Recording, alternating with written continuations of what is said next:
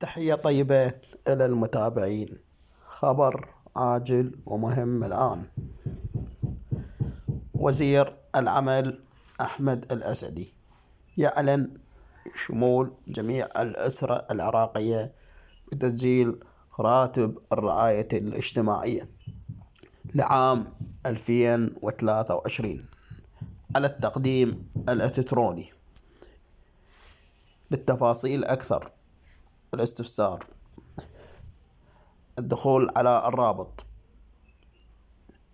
تحية طيبة إلى المتابعين. لا تنسى الاشتراك بالقناة وتفعيل الجرس حتى يصلك كل ما هو جديد. تحية طيبة إلى المتابعين.